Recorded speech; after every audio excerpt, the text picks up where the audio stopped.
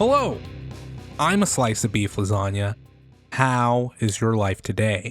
I wanted to talk about the discourse surrounding God of War Laufey again. This is a follow-up to my previous video where I talked about the God of War franchise and how it has changed since 2018. That video was more of an anecdote of my experience with the God of War franchise, so it doesn't go into detail or really properly address what the actual issue is. I know the structure of my videos can be kind of quirky sometimes. Quick disclaimer, I'm not really on YouTube to be the most eloquent or detail-oriented channel. I'm usually just talking about whatever is in my head. My goal with that previous video was to highlight how much God of War has changed from where it started. God of War was about Kratos. Kratos was a mascot. Kratos was not supposed to be a character that had major character growth. He was always supposed to be the perfect mixture of Super Mario and Conan the Barbarian. But God of War is not for fans of that franchise anymore. It has become this Frankenstein of self-absorbed feminist storytelling wrapped in a mediocre RPG light hack and slash. For this video, I will still be anecdotal, but I want to use this to follow up on the bigger issue that is plaguing gaming. DEI.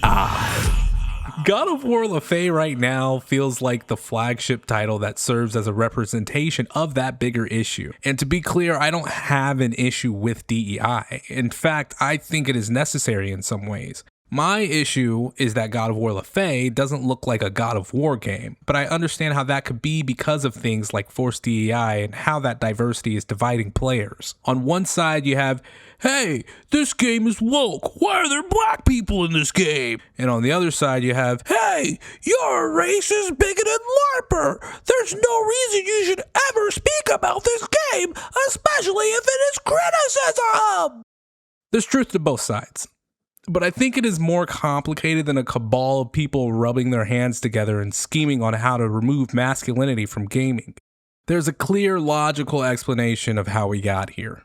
Let me start by actually talking about the God of War Laufey trailer this time. For context, I will give a quick recap. God of War Laufey is the next entry in the God of War series. People are mad because you will be playing as Faye instead of Kratos. The game looked good. I'm not debating that. It just doesn't look like God of War. It abandons the franchise's established visual identity, the brutal, mythic, larger-than-life tone, and it replaces it with a more whimsical, magical fairy tale kind of aesthetic. There's plant monsters and ghost armor for enemies to tone down the violence, and don't think I forgot about that Jello cube. And I didn't really like the overuse of in-game cutscenes. The combat looked good. It looked a lot less clunky than the previous titles. The designs for the Mongolian and Egyptian gods were very neat. I think the idea of the everywin is actually pretty cool too. Kratos has escaped death quite a few times in the God of War series, so it only makes sense that maybe Faye will be working to do the same thing in the afterlife of the gods. So I hope that can show you that I'm not here to hate on this game. I'm excited for all the people who are happy with Laufey. But I can't sit back and say nothing over what was definitely one of my favorite franchises being ripped away from me. That was a bit dramatic. Speaking of which, people think I can't have an opinion on a fucking trailer because I haven't played God of War 2018 and God of War Ragnarok. Y'all are dumb. First off, I played God of War 1, 2, and 3. Beaten them multiple times. I know what the franchise is supposed to be. I know where it came from. In fact, the other day I watched a video and some guy said, I wanted to see what all the fuss was about for God of War Laufey, so I decided to play the entire God of War series. Then this stupid motherfucker starts with God of War 2018. It's so insulting. He has less say on what God of War is than me. And that's the problem with this. Now when people talk about God of War and Kratos, they aren't talking about 1, 2, and 3. They are talking about God of War 2018. I tried God of War 2018. It sucked. I know what the gameplay is like. I've watched story and lore videos for God of War 2018 and Ragnarok. I know what happens in the story. God of War 2018 is such a mediocre game. If it wasn't about Kratos and just some Norse Viking guy and his son, no one would have played it. I stated in my last video, Laufey is not for me. I get that. I just wanted to speak on what it is that is upsetting people about this newest game. I'm not saying if you should or shouldn't buy the game. I'm just speaking on what I'm observing. But anyway, suck my dick. I can talk shit about this stupid ass game. Go make your own video if you want to talk shit too. Now, let me slow down. Sorry. Let me slow down. Let's compare God of War 1 with God of War Laufey. Laufey. I'm not saying Laufey. I'm going to say Laufey, motherfucker. Anyway, Kratos and Faye. This is just an objective look at the two properties.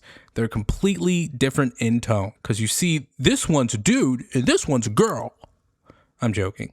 I'm not trying to say one is better than the other. I'm just saying that this is what can be seen by anyone that has a brain and the slightest knowledge of God of War as a series. Clearly, God of War 1 was hyper-violent. I mean, a sex minigame was part of the formula for the series. Kratos was a rage-fueled caricature of an action hero. Now we have character development and friends and being a better person. We must be better. Be.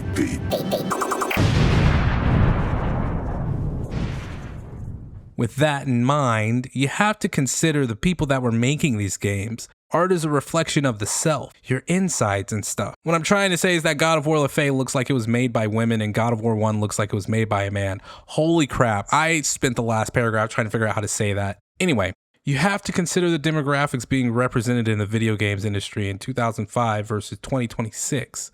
And you have to look at that for developers and customers. I think it's fair to say video games were more white male focused in 2005 versus now, when things are way more diverse. Essentially, that diversity dilutes the more white male oriented aspects of video games, but it's not a calculated thing. It's just things changing over time.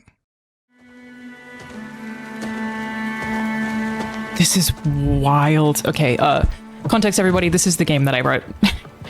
This is the game that I wrote on it. Sony Santa Monica Studio for 4 fucking years, and I've not been allowed to address for 6 years. Has to be a complete secret. This is the fucking game that I wrote. But I thought they were just gonna do a trailer. I didn't know it was gonna be 20 minutes of gameplay.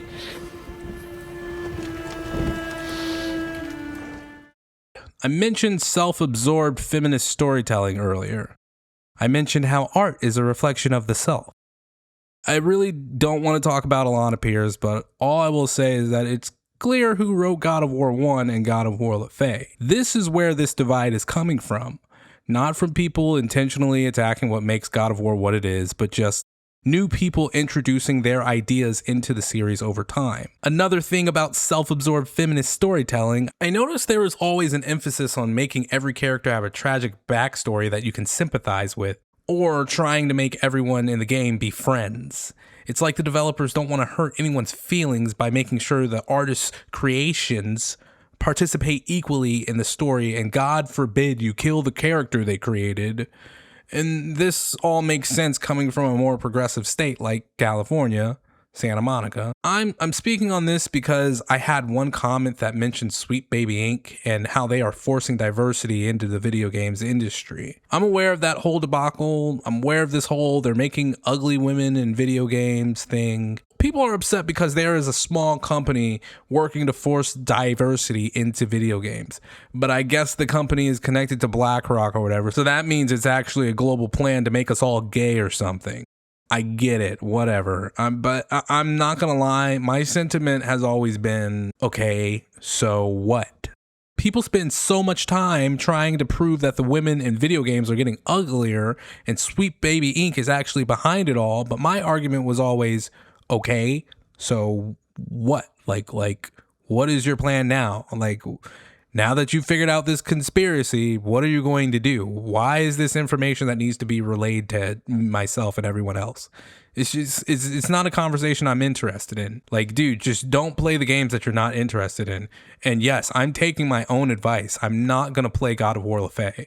On the topic of ugly women in video games, I do recognize how odd it is when I'm playing The Last of Us Part 2 and all of the women are flat-chested. It's like they're avoiding any possibility of sexualization for the characters. But it could be because they are a game studio, so they are focused on making a good game, not making sure boobs have real-life accuracy. And honestly, once again, looking at how much the industry has exploded in the past 20 years, you can't necessarily have a team of people talking about what size to make titties in a video game, because then you'll have an HR case. A quick side note too, I hate how much people hate Deborah Wilson in video games. People act as if seeing her in a video game automatically means it will be woke or that it's a bad thing. Y'all are just hating because she's getting roles and doing her job. Nobody says anything when Troy Baker is cast in every video game. Nobody says anything when Nolan North is cast in every video game. We all know what it is.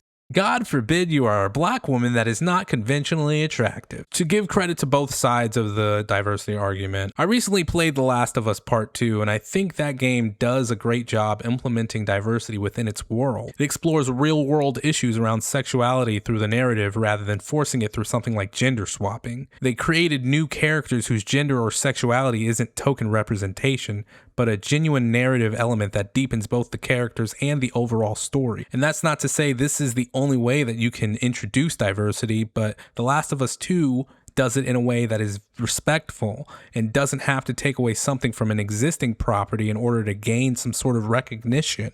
So maybe God of War Laufey can learn from that. Create something new. Maybe Santa Monica Studio needs to make something other than God of War, because clearly that's what they want to do. But Sony probably is like, heck no, God of War makes money, baby. And maybe we all just need to move on to something new. But all I'm trying to say is that the video games industry has completely changed over the past 20 years, even the past 10 years. DEI and diversity in God of War is not the result of some hostile takeover of masculinity. It is just new ideas being pushed by people who are representative of those new ideas. The same goes for the customers that are buying games now too. You have to put out a game that has the most potential for mass appeal, because the video game industry is bigger than just one demographic now. Maybe it was foolish to think that God of War would have stayed the exact same throughout all this time.